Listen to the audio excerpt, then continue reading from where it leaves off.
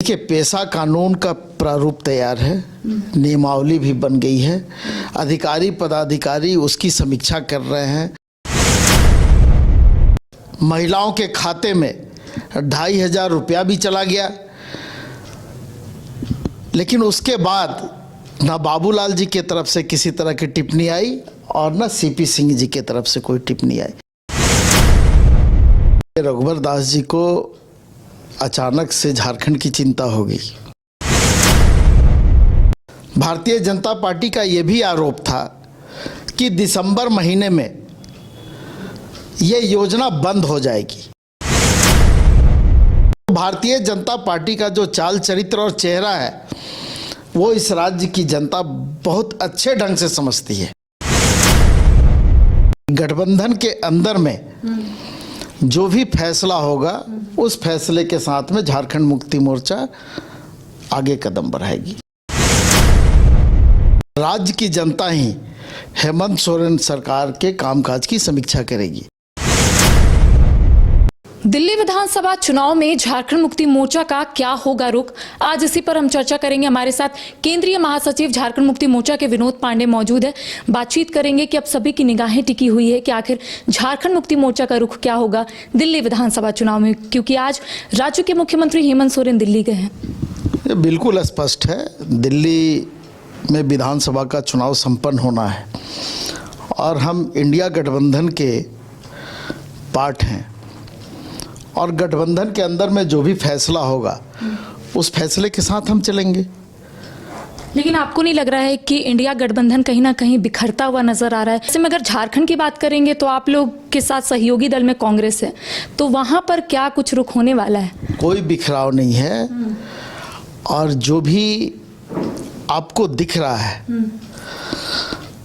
गठबंधन के सहयोगी वहां पर चुनाव लड़ रहे हैं। कांग्रेस पार्टी भी अलग चुनाव लड़ रही है, आप पार्टी भी अलग चुनाव लड़ रही है। इसलिए मैंने कहा कि गठबंधन के अंदर में जो भी फैसला होगा उस फैसले के साथ में झारखंड मुक्ति मोर्चा आगे कदम बढ़ाएगी। झारखंड के पूर्व मुख्यमंत्री रघुवर दास ने भी सक्रिय राजनीति की शुरुआत कर ली है। आते ही उन्होंने कहा कि पहले वो कामकाज देखेंगे सरकार की, उसके बाद वो समीक्षा करेंगे और अगर ज़रूरत आन पड़ेगी तो वो लोग सड़कों पर भी उतरकर अपनी आवाज़ को बुलंद करेंगे। आप लोग इसको किस रूप में ले रहे हैं? देखिए, रघुवर दास जी को अचानक से झारखंड की चिंता हो गई। जो जिम्मेवारी उनको दी गई थी उड़ीसा के राज्यपाल के रूप में, उसको उन्होंने कैसे निभाया उसकी हम समीक्षा नहीं करने जा रहे हैं। लेकिन अगर रघुवर दास जी ने ये कहा है तो इस राज्य की जनता सरकार के कामकाज का समीक्षा करती है और राज्य की जनता ही हेमंत सोरेन सरकार के कामकाज की समीक्षा करेगी।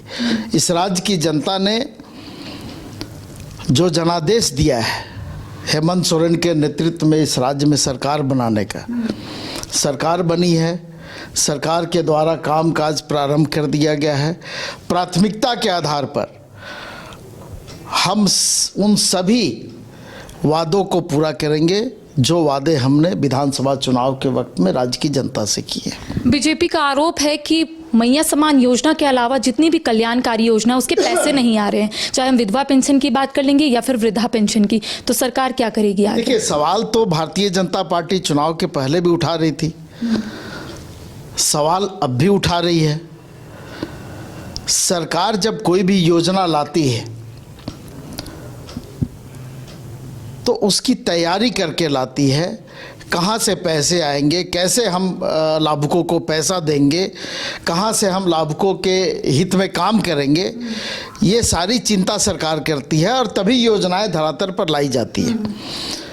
भारतीय जनता पार्टी का ये भी आरोप था कि दिसंबर महीने में ये योजना बंद हो जाएगी। यही बाबूलाल मरांडी जी, यही सीपी सिंह जी गला फाड़ फाड़ करके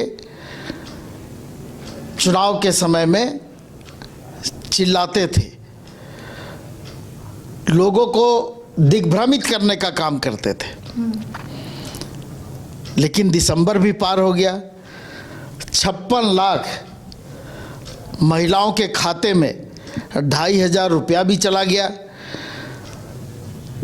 लेकिन उसके बाद ना बाबूलाल जी की तरफ से किसी तरह की टिप्पणी आई और ना सीपी सिंह जी की तरफ से कोई टिप्पणी आई। तो भारतीय जनता पार्टी का जो चाल चरित्र और चेहरा है वो इस राज्य की जनता बहुत अच्छे ढंग से समझती है।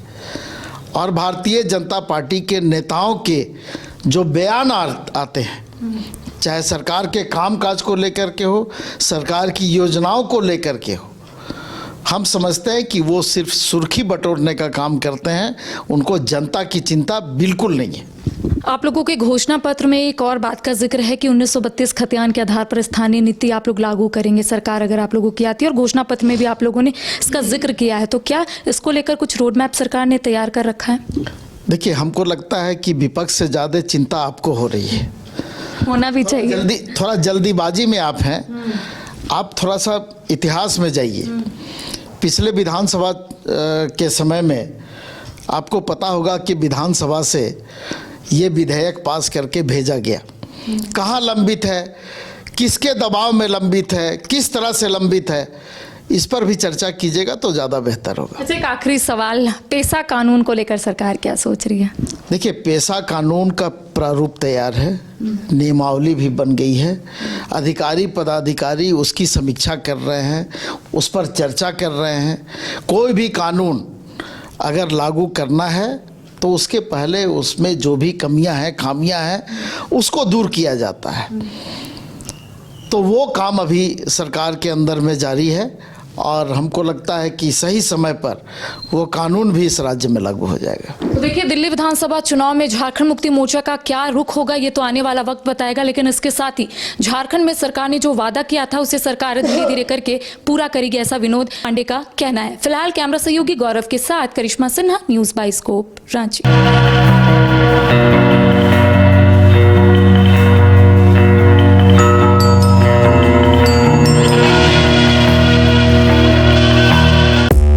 5 राज्य, 61 शहर, 150 प्रोजेक्ट और एक वास्तु विहार। नई सोच, नया घर, बनाए रखिए अपना प्यार, सेवा में है वास्तु विहार।